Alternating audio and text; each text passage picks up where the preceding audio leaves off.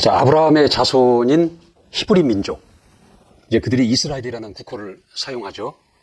근데 그들이 가야 할 최종 목적지는 가나안 땅입니다. 하나님이 그들에게 주시겠다고 약속하신 가나안 땅이 그들의 최종 목적지입니다. 우리 성경에서 우리 확인을 한번 해보도록 하겠습니다. 출애굽기 3장 7절 8절. 출애굽기 3장 7절 8절. 자, 우리 같이 합독하시겠습니다. 시작. 여호와께서 가라사대 내가 애굽에 있는 내 백성의 고통을 정령히 보고 그들이 그 간역자로 인하여 부르짖음을 듣고 그 우고를 알고 내가 내려와서 그들을 애굽인의 손에서 건져내고 그들을 그 땅에서 인도하여 아름답고 광대한 땅, 젖과 꿀이 흐르는 땅, 곧 가나안 족속, 헷 족속, 아모리 족속, 브리스 족속, 히위 족속, 여부스 족속의 지방에 이르려 하노라. 이렇게 하나님께서 이들을 이끌어내셔서 이 땅에 가게 하시겠다라고 약속을 하십니다. 이들의 최종 목적지는 지금 광야가 아니라 가나안 땅이라는 거죠. 이 출애굽기와 레위기의 그 이야기는 하나님이 약속하신 그 땅을 향하여 출발하기 전 광야 시내산에서 1년 동안 머물면서 하나님과 계약을 맺고 하나님이 계시하신 성막을 짓고 하나님으로부터 율법을 계시받는, 그래서 하나님의 백성으로 살아가는 준비를 하는 과정입니다. 그것을 기록한 책이 출애굽기와 레위기예요. 이제 그들이 출애굽하기 전에는 그들의 왕은 바로였어요. 애굽 왕 바로였다라는 거죠. 그들의 신분은 이 바로의 종이었습니다. 그리고 그들은 애굽의 법을 지키고 애굽의 풍습을 따랐던 자들이죠. 자, 그들이 이 홍해를 건넙니다. 홍해. 이게 홍해에서 침례를 받는 거예요. 그러므로 인해서 이들이 이제 하나님이 이들의 왕이 됩니다. 하나님이 이들의 왕이 된다는 거죠. 이제 이들은 바로의 종이 아니라 하나님의 백성이 됩니다. 그리고 이들이 애굽의 법이나 애굽의 풍습을 쫓는 자가 아니라 하나님이 계시하신 율법, 명령과 규례와 법도라고 말씀드렸죠. 율법을 지키는 자들이 된다는 거죠. 이들은 새로운 정체성과 새로운 법으로 살아가는 자들이 된 겁니다. 하나님의 백성이 되고 하나님이 그들의 왕이 되시고 하나님이 계시하신 율법을 쫓아 사는 자들, 하나님의 백성으로 살 수 있도록 준비하는 과정이 출애굽기와 레위기의 내용이라는 거죠. 이걸 오늘날 우리에게로 적용을 해보면 우리는 예수 믿기 전, 침례받기 전 이 마귀의 종로로 타던 자들이었습니다. 이 진노의 자식이었어요. 하나님의 입장에서 볼 때 진노의 자식이었다는 거죠. 그리고 사망과 저주 아래 있었던 자들입니다. 그러나 우리가 침례를 받음으로 마귀의 종이 아니라 하나님의 자녀가 됩니다. 자녀가 되죠? 진노의 자식이 아니라 하나님의 자녀가 된다는 거죠. 그리고 이 생명과 복을 받은 자가 된 겁니다. 그리고 우리가 이전에는 어둠 가운데 있었어요. 그러나 이제는 빛 가운데 있는 자가 되었다는 거죠. 그러니까 예수를 믿고 침례를 받음으로 인해서 우리의 정체성이 새롭게 변화가 된 겁니다.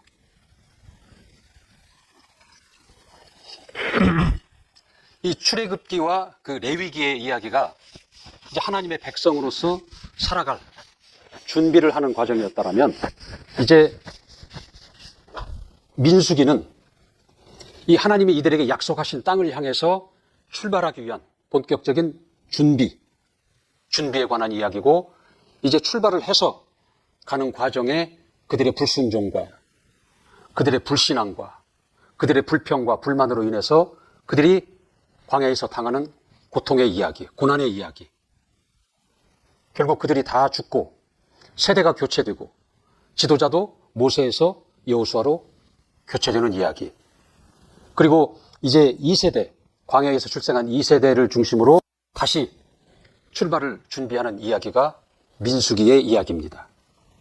그러니까 출애굽기, 레위기에 계속 이어지는 거예요. 민수기는 그 연장선상에 있다라는 거죠. 자, 그다음에 첫 번째 내용이 뭐냐면 인구조사를 하는 걸로 시작됩니다. 인구조사. 이게 전쟁에 나갈 수 있는 20살 이상의 남자를 조사를 합니다. 인구조사를 한다는 것은 뭐냐면 지금까지 이들은 애굽에서 나와서 아무런 준비 없이 나온 난민과도 같은 자들이었어요. 그러니까 이들이 인구조사를 통해서 조직을 갖추고자 하는 겁니다. 역할을 분담하고자 한다는 거죠. 이제 국가적인 하나의 시스템을 갖추려고 하는 거죠. 그를 위해서 인구조사를 합니다. 이게 민수기라는 말, 이 제목 자체가 백성민자의 그 셈, 숫자를 씁니다. 그러니까 백성의 수를 헤아리다. 그런 의미에서 민수기라는 말을 제목을 붙인 거예요. 이게 인구조사를 2번을 합니다. 이게 첫 번째 애굽에서 나온 1세대. 그들의 인구조사를 한 번 하고 그들이 광야에서 다 죽고 이제 광야에서 태어난 2세대들이 있어요. 이제 그들을 또 인구조사하는 2번째 인구조사가 있습니다. 그래서 이 민수기에는 2번의 인구조사를 한 이야기가 나옵니다. 그래서 민수기라 그렇게 제목을 붙인 거예요. 이렇게 이들이 이제 인구조사를 하고 다음에 이들은 이제 진영을 편성합니다. 진영을 배치한다는 거죠. 질서를 갖추고 조직을 갖춘다는 얘기죠. 그리고 그들이 행군할 때 어떻게 질서를 또 진영을 갖출 것인가를 지침을 다하게 내려줍니다. 근데 진영을 갖추는 데 보면은 그 유다 지파가 으뜸 지파가 되는 거예요. 그래서 유다 지파가 이 성막의 동쪽에 진을 칩니다. 그리고 나머지 지파들이 성막을 중심으로 진을 치도록 다 그것을 지침을 내려줍니다. 그리고 행군할 때에도 이제 행진할 때에도 유다 지파가 맨 앞서게 합니다. 그리고 그 다음에 어느 지파가 그 다음 순서를 이루도록 지침을 내려준다는 거죠. 그리고 한 가운데에는 그 성막이 자리하게끔 한다는, 성막이 자리에서 행진하도록 한다는 거죠. 그러니까 이건 무엇을 얘기하냐면 이스라엘의 중심에는 하나님이 계시다라는 것을 얘기하고 있는 것입니다. 그래서 이 진영을 보면은 이 가운데에 이 성막이 있습니다. 가운데 성막이 있고 이 진이 또 둘러집니다. 여기는 일반 백성들이 거하는 것이에요. 안전지대, 깨끗한 곳이다라는 거죠. 이 성막은 하나님이 계시는 거룩한 곳이다라는 거죠. 그리고 이 진 밖이 또 있습니다. 여기는 부정한 곳이에요. 위험한 곳이다라는 거죠.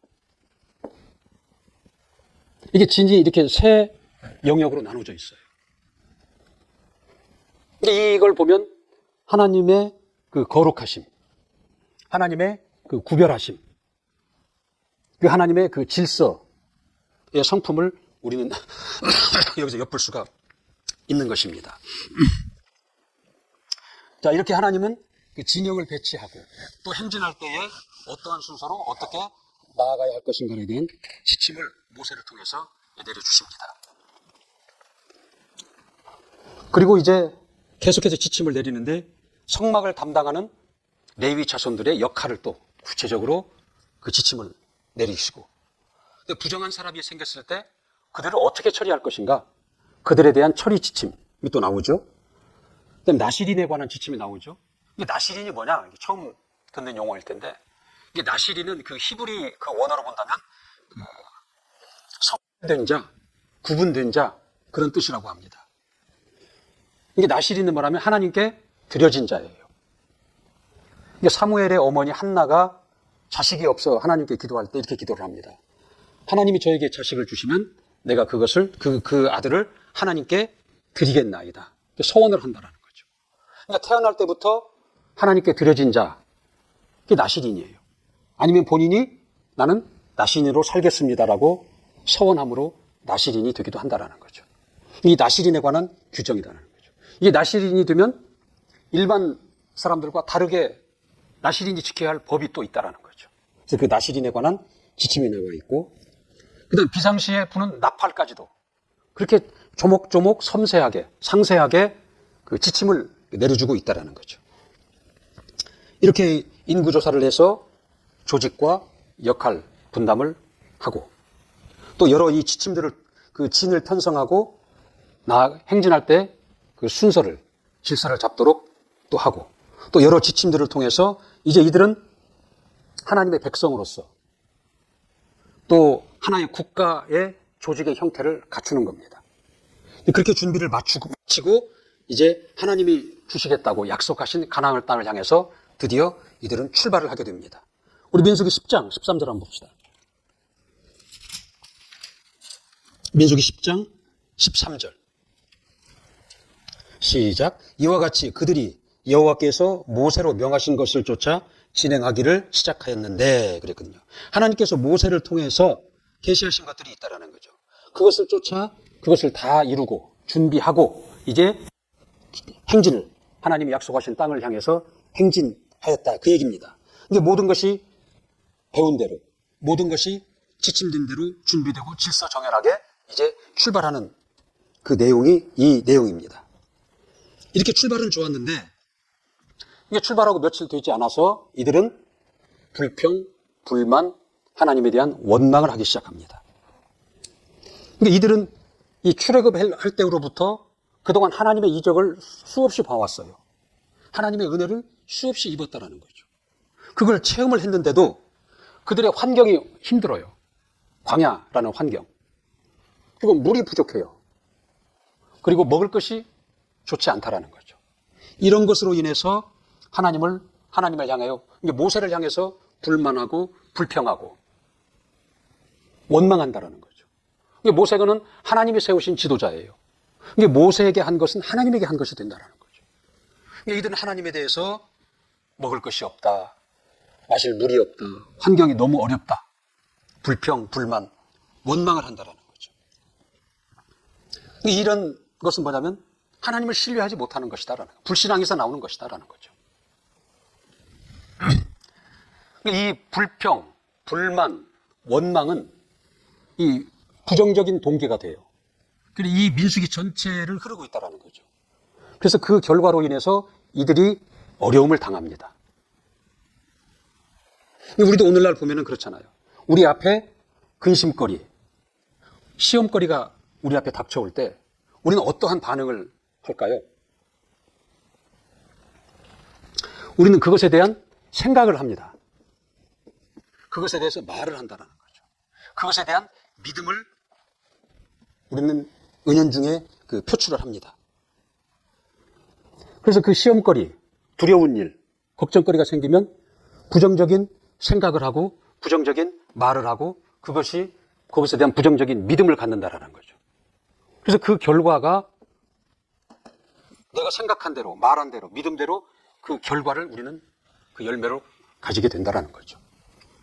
불신자나 아니면 신자나 공이 적용되는 법칙이 있어요. 생각대로 된다는 거죠. 말한 대로 된다라는 거죠. 믿음대로 된다라는 것입니다.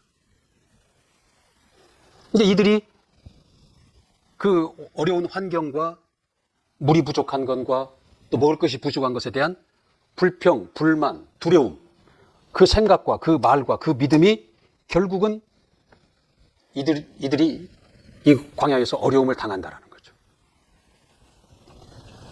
그들의 생각대로, 그들의 그 말대로, 그들의 믿음대로 그 열매를 거두게 된다라는 겁니다. 그러니까 우리는 이 생각과 이런 환경에서 오는 그 감정 반응이 있잖아요. 이걸 내버려 둬서는 안 되는 겁니다. 우리가 그것을 통제해야 된다는 거죠. 우리는 그 하나님의 약속을 따라서, 하나님의 말씀을 따라서, 하나님으로부터 우리가 받은 그 정체성을 따라서 생각하고 말하고 믿어야 된다는 거죠. 그래야 우리에게 하나님의 그 약속이, 복된 약속이 이루어지고 하나님의 영광을 볼 수 있다는 것입니다. 근데 이 민수기 전체의 불평, 불만, 두려움의 생각과 말과 그들의 그 믿음이 부정적인 동기가 되어가지고 계속 이들은 어려움을 당하게 됩니다. 그래서 이런 자들에게 하나님 어떻게 해요? 불을 내리신다라는 거죠. 이 불을 내리셔서 경고를 하셨는데도 여전히 고기가 먹고 싶다.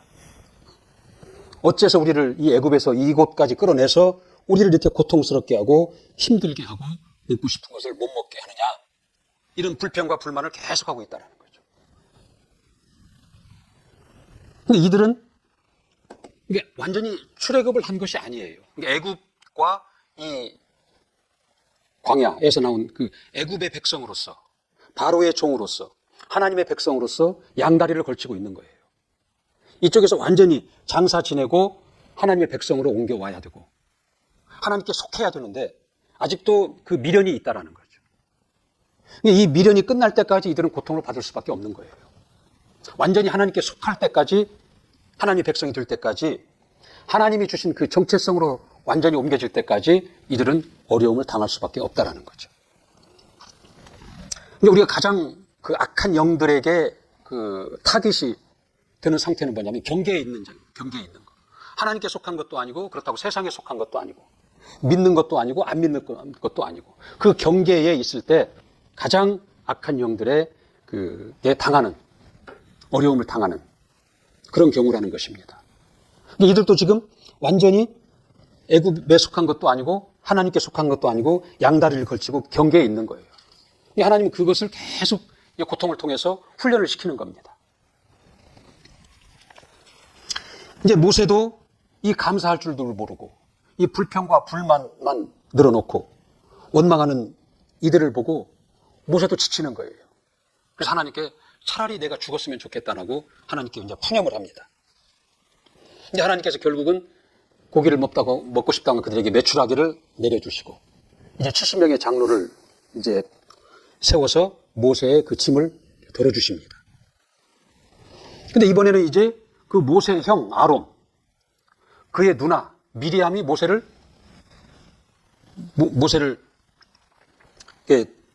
비난을 한다는 거죠.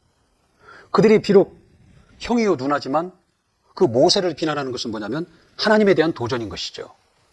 이게 하나님은 그래서 그 누나 미리암을 문둥병에 걸리게 하셔요. 그리고 모세의 기도를 통해서 그 문둥병을 고침받게 한다라는 거죠. 그렇게 함으로써 모세의 권위를 하나님께서 세워주시는 이야기가 또 나오죠. 그리고 그들이 이제 행진하면서 가데스라는 곳에 도착합니다. 이제 가데스에 도착을 해서 이제 그 가나안 땅, 들어가야 할 그 가나안 땅을 정탐하게 하죠. 이스라엘에 12지파가 있는데 각 지파에서 한 명씩을 뽑아서 12명을 이제 가나안 땅에 들여보내서 40일 동안 정탐을 하게 합니다. 그리고 정탐을 하고 이제 돌아왔는데 그 정탐을 하고 돌아와서 그들이 이제 모세와 백성들 앞에서 그 내용을 이제 보고합니다. 근데 여호수아와 갈렙을 빼놓고 나머지 10명은 아주 겁에 바짝 질려서 이제 돌아옵니다. 그래서 우리 스스로 그들 앞에 우리는 메뚜기와 같은 존재다. 우리는 그들 앞에 당할 수밖에 없다. 죽을 수밖에 없다라는 그 내용을 보고를 합니다. 그 여호수아와 갈렙은 그러할지라도 하나님이 저들을 우리에게 붙여주셨기 때문에 우리가 능히 극복하고 그 땅을 차지할 수 있다라고 이제 보고를 합니다. 그 내용이 우리 한번 보도록 할까요? 민수기 13장 31절. 민수기 13장 31절. 10명의 그 부정적인 보고를 한 사람들의 그 보고 내용입니다. 시작. 그와 함께 올라갔던 사람들은 가로되 우리는 능히 올라가서 그 백성을 치지 못하리라. 그들은 우리보다 강하니라 하고 이스라엘 자손 앞에서 그 탐지한 땅을 악평하여 가로되 우리가 두루 다니며 탐지한 땅은 그 거민을 삼키는 땅이요 거기서 본 모든 백성은 신장이 장대한 자들이며 거기서 또 네피림의 후손 아낙 자손 대장부들을 보았으니 우리는 스스로 보기에도 메뚜기 같으니 그들의 보기에도 그와 같을 것이니라. 두려움을 보고하고 할 수 없는 부정적인 것을 보고한다라는 거죠. 그럼 그들의 얘기를 듣고 나머지 이스라엘 백성들이 두려움에 휩싸입니다. 소요를 일으키기 시작한다라는 거예요. 그 두려움 때문에. 그런데 똑같은 것을 보고 왔는데 여호수아와 갈렙의 보고 내용은 다르다라는 거죠. 우리 14장 6절 9절 한번 볼까요? 민수기 14장 6절부터 9절까지. 시작. 그 땅을 탐지한 자 중 눈의 아들 여호수아와 여분네의 아들 갈렙이 그 옷을 찢고 이스라엘 자손의 온 회중에게 일러 가로되 우리가 두루 다니며 탐지한 땅은 심히 아름다운 땅이라. 여호와께서 우리를 기뻐하시면 우리를 그 땅으로 인도하여 들이시고 그 땅을 우리에게 주시리라. 이는 과연 젖과 꿀이 흐르는 땅이니라. 오직 여호와를 거역하지 말라. 또 그 땅 백성들을 두려워하지 말라. 그들은 우리의 밥이라. 그들의 보호자는 그들을 떠났고 여호와는 우리와 함께 하시느니라. 그들을 두려워 말라 하나. 10절에 뭐라고 그랬어요? 온 회중이 그들을 돌로 치려 하는 동시에.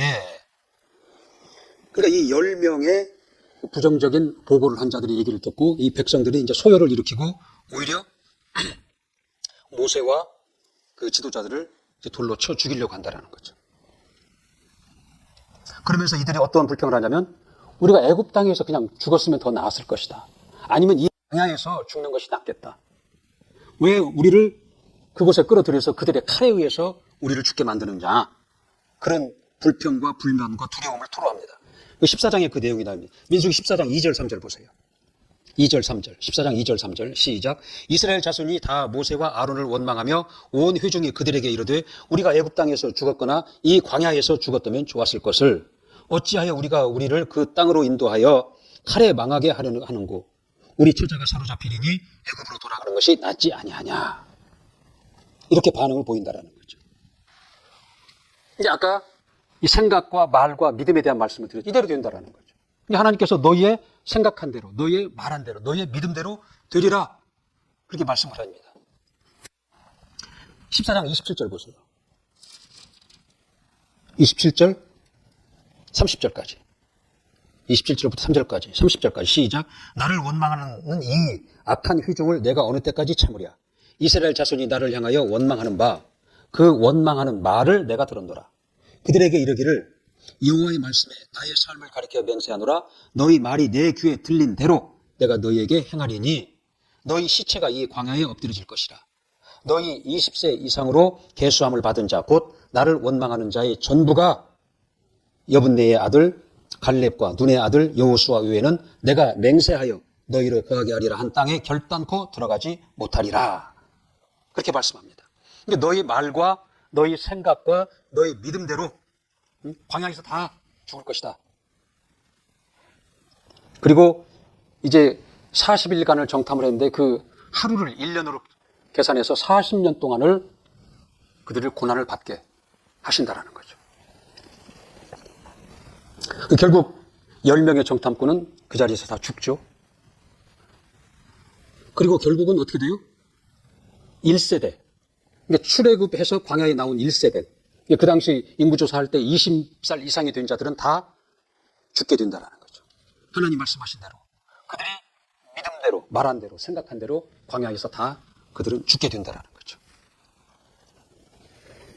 그러니까 이스라엘 백성들은 분명히 하나님의 약속을 받고 나왔어요. 가나안 땅을 너에게 주리라. 하나님의 약속이 있었다는 거죠. 그러나 이들은 그 약속에 반응하지 않고 눈에 보이는 현실에 반응을 했다는 거죠. 그 현실을 바라보고 두려움을 갖고 원망을 하고 불평을 하고 불만을 했다라는 거죠. 그러니까 10명의 정탐꾼의 말이 맞아요. 객관적이고 사실적이다라는 거죠. 그런데 그들은 하나님의 약속대로 반응하지 않고 그들이 본대로 객관적인 사실대로 반응을 한 자들이고 여호수아와 갈렙은 하나님의 약속에 반응을 한 자들입니다. 비록 그것이 객관적이고 사실일지라도 하나님의 약속이 있다. 하나님이 우리와 함께 하신다. 우리는 능히 그래서 그 땅을 차지할 수 있다. 이렇게 반응을 한 것이다라는 거죠. 그러니까 우리가 아무리 하나님의 복된 약속을 받았다 할지라도 현실을 보고 반응하고 그것 때문에 두려워하고 그것에 불평, 불만할 때는 그 약속이 우리에게서 이루어지지 않는 겁니다. 현실이 그러할지라도 하나님의 약속을 우선하고 그 약속에 반응하고 그 약속을 따라 생각하고 말하고 믿음을 갖는 자에게서 그 복된 약속이 이루어진다는 것을 보여주고 있는 것입니다. 우리 약속에 반응하는 삶, 하나님의 말씀에 반응하는 삶, 하나님의 약속과 하나님의 말씀을 따라 생각하고 말하고 그것을 믿는 자가 되어야 된다는 거죠. 그럴 때 그 약속이 우리에게서 이루어지고 하나님의 영광을 본다라는 것을 이 민수기를 통해서 하나님은 우리에게 지금 계시하고 있는 겁니다. 이렇게 해서 이들은 1세대는 다 광야에서 거기서 다 이제 죽어요. 그 다음에 이제 2세대. 그 이 바톤이 2세대로 넘어갑니다. 이제 광야에서 출생한 세대들이에요. 그래서 다시 인구조사를 시작을 합니다. 그래서 인구조사를 시작해서 다시 조직을 정비하고 이제 역할을 분담하고 시스템을 갖추는 이야기가 나오죠.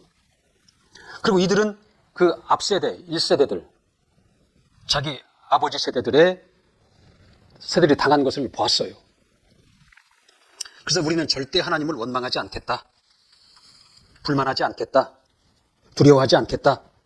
다짐하고 출발을 다시 합니다. 그런데 출발하고 얼마 가지 않아서 이들도 역시 마찬가지다라는 거죠. 그 환경이 너무 힘들어서 이들은 다시 그 1세대들과 같은 잘못을 다시 되풀이하고 있다는 거죠. 하나님은 이들에게 경고로 이제 뱀을 보내십니다. 불뱀을 보내서 그 불뱀에 물린 자들이 다 죽는다라는 거죠.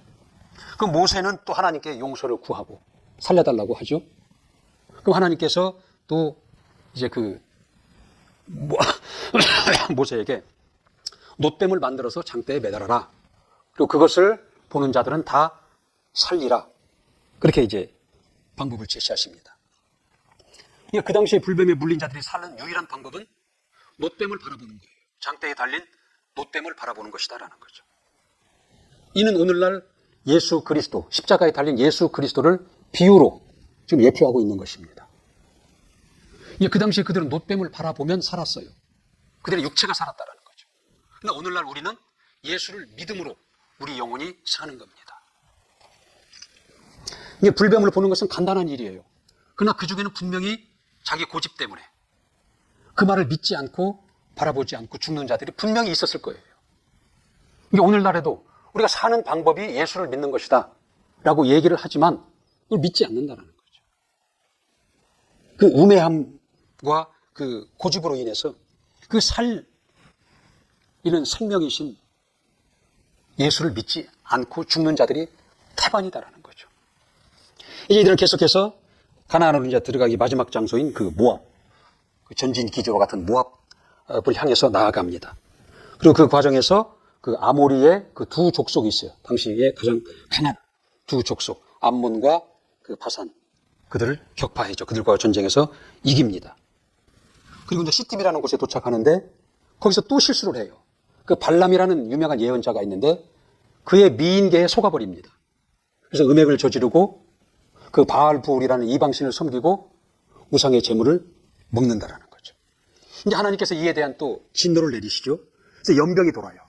그래서 24,000명이 거기서 죽습니다. 또 이때 제사장 비느하스가 하나님께 기도함으로 또 이들이 또 다시 그 위기를 넘긴다라는 거죠.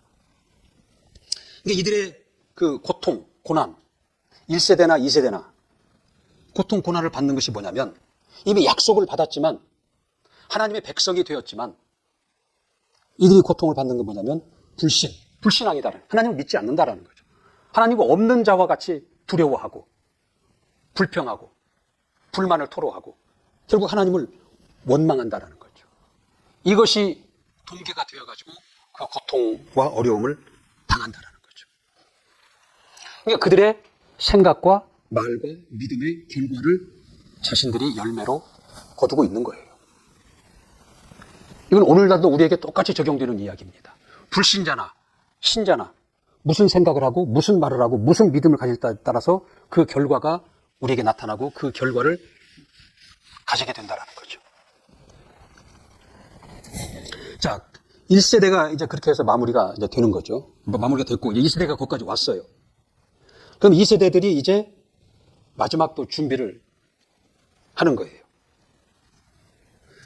두 번째 인구조사가 이제 시작이 되는 거죠. 이제 광야에서 출생한 세대들, 가나안 땅에 들어갈 자들이 대상으로 인구조사를 다시 시작하는 거죠. 그래서 또 공동체를 구성을 하고 조직과 역할 분담을 하게 된다는 거죠. 그리고 이제 여러 지침들을 내립니다. 땅을 어떻게 분배할 것이냐, 땅 분배에 대한 지침. 근데 여기서 특이한 것은 뭐냐면 레위인들에게는 땅을 주지 않아요. 그들에게는 땅이 기업이 아닙니다. 그들에게는 하나님이 그들의 기업이 되겠다라고 약속하십니다. 민수기 18장 20절에 보면 그 내용이 나옵니다. 땅을 주지 않고 하나님께서 내가 너희의 기업이 되리라. 그렇게 말씀하신다는 거죠. 근데 오늘날 우리도 하나님이 우리의 기업이 되어야 된다는 거죠. 하나님이 우리의 주인이 되어야 된다는 거죠. 내가 가진 것, 돈이나 명예나 자식이나 권세나 그것이 기업이 아니라 하나님이 기업이 되어야 되고 하나님은 그것을 원하신다라는 거죠. 이게 하나님이 우리의 주인이 되어야 된다는 겁니다. 이게 강아지도 주인이 있는 강아지와 주인이 없는 강아지는 다릅니다. 길가에 굴러다니는 돌멩이도 주인이 있는 돌멩이와 주인이 없는 돌멩이는 다르다라는 거죠. 주인이 있는 돌멩이는 주인의 서재 자리를 하고 좌대를 만들어 놓고 대접을 받는다는 거죠. 그러니까 주인이 없는 돌멩이는 그냥 쓰레기와 같은 취급을 받는 게 주인이 없는 돌멩이잖아요. 강아지도 마찬가지잖아요. 주인이 있는 강아지는 어찌 보면 사람보다도 더 대접을 받고 살아요.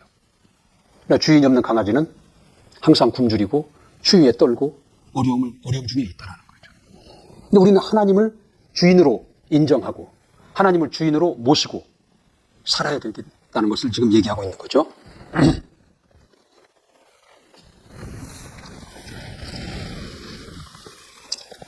그 다음에 이제 여호수아가 모세의 후계자로 임명이 됩니다. 이 지도자가 바뀐다는 거죠. 이제 세대가 바뀌었죠. 1세대에서 2세대로 바통이 넘어갔고 지도자도 모세에서 여호수아로 바뀝니다. 교체가 이루어지는 겁니다. 그 이야기가 나오죠. 그 다음에 제사와 절기에 관한 이야기가 나옵니다.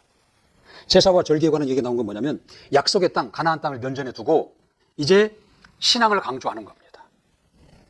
이를 위해서 제사와 절기에 관한 이야기가 나오고 그다음에 서원에 관한 규정이 나오죠. 지침이 나온다라는 거죠. 그래서 서원할 것은 반드시 지켜라. 그리고 그다음에 그 미디안과의 전쟁에서 승리한 이야기가 나오죠. 이 전쟁에서 그 발람을 죽이죠. 그 발람이 누구예요? 이스라엘을 미인계를 통해서 타락을 시켜서 음행하게 하고 바알불이라는 이방 신에게 절하게 하고 우상의 제물을 먹게 한 자가 그게 발람인데 이 미디안과의 전쟁에서 승리함으로 그 발람을 거기서 죽입니다. 그리고 다시 이스라엘의 그동안의 여정을 요약해서 다시 얘기합니다. 그러니까 애굽에서부터 시내산까지의 여정, 그다음에 시내산에서 가데스까지의 여정, 그리고 거기서 정탐꾼의 잘못된 보고로 인한 그 현실에 하나님의 약속보다도 현실에 반응을 한 그 정탐꾼의 그 보고로 인한 불신, 원망, 불만 이로 인해서 거기서 38년 동안 징계를 받고 어려움을 당하고 죽죠. 그래서 그 가데스에서의 그 고난, 방황의 이야기가 또 정리가 되고 그 다음에 가데스에서 마지막 이제 가나안 땅 목전에 있는 모압까지의 그 여정을 다시 한번 정리하고 있다는 거죠. 이스라엘의 여정을 정리하는 이야기가 나오죠. 그리고 이제 도피성에 관한 얘기도 나오죠. 이 도피성은 뭐냐면 이스라엘에 그 6군데가 있었다고 그래요. 어느 성에서 출발하든 한 48km 하루 거리에 도피성에 도달할 수 있도록 했다라는 거예요. 그 도피성에 들어가면 이제 죽음을 면하는 거죠. 고의적으로 살해하는 자 말고 실수로 도끼로 나무를 패다가 도끼가 빠져서 사람을 쳐서 그 사람이 죽었다는 거죠. 내 고의가 아니에요. 이런 살인자들을 살리는 방법을 열어둔 것이 그게 도피성이거든요. 이 도피성은 오늘날 예수 그리스도를 지금 비유하고 있는 거예요. 예수 그리스도 안에 들어가면 산다라는 거죠. 이 하나님의 그 성품은 뭐냐면 살려고 하는 자를 살려주시는 거예요. 그러니까 십자가에 달린 강도도 거기서 주님께 살려달라고 했을 때 그도 낙원에 이르게 되잖아요. 그러니까 삶의 그 애착을 가지고 자기가 살려고 생의 애착을 가지고 살려고 하는 자를 살린다라는 거죠. 가인과 아벨의 얘기도 나오잖아요. 형이 동생을 죽여놓고는 자기는 죽고 싶지 않다라는 거예요. 그 하나님께 자기를 살려달라고 한다라는 거죠. 그럼 하나님은 그를 무시하지 아니하고 그를 살게 하신다라는 거죠. 이게 체면, 양심 그런 걸 버리고 본인이 살려고 하는 자, 생의 애착을 가진 자를 하나님은 무시하지 않는 겁니다. 그들을 살려주신다라는 거죠. 그 하나님의 성품이 이 도피성이라는 그 제도를 통해서 드러나고 있는 거예요. 오늘날 예수가 이 도피성인 겁니다. 이게 살려고 하는 자는 예수 앞에 나와서 살라라는 것입니다. 이게 예수 그리스도의 보혈은 그 살려고 하는 자, 생의 애착을 가진 자를 살려주시는 그 하나님의 성품이 드러나 있는 거예요. 하나님의 사랑과 하나님의 은혜가 드러나 있는 것이 예수 그리스도의 보혈이라는 것이죠. 그리고 이제 마지막으로 이제 그 2세대들은 모세 입장에서 볼 때는 자식과도 같은 자들이에요. 손주와 같은 자들이다라는 거죠. 그 2세대들을 향한 모세가 다시 명령과 규례와 법도를 다시 당부합니다. 이게 모세는 그 내부적으로 끊임없이 밀려드는 불신앙과 싸워야 했고, 외부 그 이방 민족과의 계속 싸워야 했다라는 거죠. 그래서 이 환경에서 하나님이 없이는 도무지 살아날 방법이 없다라는 것을 너무나 뼈저리게 느낀 사람입니다. 그래서 본인은 가나안 땅에 들어가지 못하지만 자식과 같고 손주들과 같은 이제 그들이 가나안 땅을 목전에 두었을 때 그 아비의 심정으로 이제 그들에게 너희는 하나님 없이는 살 수 없다. 그래서 그들이 하나님을 저버릴까 봐서 그 2세대들에게 다시 이 율법을 다시 당부하는 거예요. 명령과 규례와 법도를 다시 당부하는 것이다라는 거죠. 이제 하나님 없이는 살 수 없다. 하나님을 도움을 받는 방법은 뭐냐? 명령과 규례와 법도를 지키는 것이다. 그걸 얘기하고 있다라는 거죠. 그러니까 명령과 규례와 법도를 떠날까 봐서, 곧 하나님을 떠날까 봐서 그 노파심을 가지고 모세는 그 2세대들에게 율법을 지킬 것을 당부한다라는 거죠. 그 마지막에 우리 36장, 민수기 36장 한번 볼까요?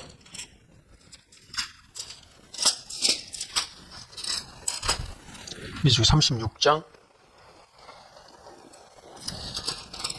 13절, 맨 마지막 절. 시작. 이는 여리고 맞은편 요단가 모압 평지에서 여호와께서 모세로 이스라엘 자손에게 명하신 명령과 규례니라. 그동안 앞에 쭉 그 내용이 나오겠죠. 명령과 규례, 하나님께서 명하신 명령과 규례를 모세가 그들에게 당부하고 있다는 거죠. 그러면서 마지막에 이렇게 끝나는 거죠. 이는 여리고 맞은편 요단가 모압 평지에서 여호와께서 모세로 이스라엘 자손에게 명하신 명령과 규례니라. 이렇게 함으로써 민수기가 마무리가 된다는 거죠. 이 신명기는 이어서 계속 이어지는 거예요. 이 민수기에 계속 이어진다는 거죠. 우리는 민수기에서 우리가 볼 수 있는 것은 하나님의 약속이 있다는 거죠. 그 약속의 성취 과정을 우리는 볼 수 있는 거예요. 그러니까 아무리 하나님이 약속을 하셨고 그 약속을 내가 받았다 할지라도 그 약속이 저절로 성취되는 것은 아닙니다. 내가 받은 약속이 내게서 성취되기 위해서는 하나님을 신뢰해야 된다. 그 약속하신 하나님을 신뢰하는 것이 우선이다라는 거죠. 하나님을 신뢰해야 된다는 거죠. 그리고 이 반응이 중요하다라는 거죠. 근데 어떠한 환경이 올지라도 그 눈에 보이는 환경에 반응하지 말고 약속에 반응해야 된다는 거죠. 약속에. 이게 그 믿음이잖아요. 그 다음에 그 말씀에 순종하는 것이 필요한 것이다. 이게 하나님은 약속하셨다라는 거죠. 그래서 그 약속을 받고 그 약속이 우리에게서 성취되기를 원한다면 약속하신 하나님을 신뢰해야 되는 거고, 그 약속에 어떠한 환경이, 그 약속이 이루어지는 과정에 어떠한 환경이 있을지라도 환경에 반응하지 말고 약속에 반응을 해야 된다는, 믿음을 가져야 된다는 거죠. 그리고 그 말씀에 순종하는 것이 필요하다는 거죠. 그래서 우리는 그 민수기를 통해서 약속과 그 약속이 이루어지는 과정을 우리는 볼 수 있는 것입니다. 자, 민수기 오늘 여기까지 하도록 하겠습니다.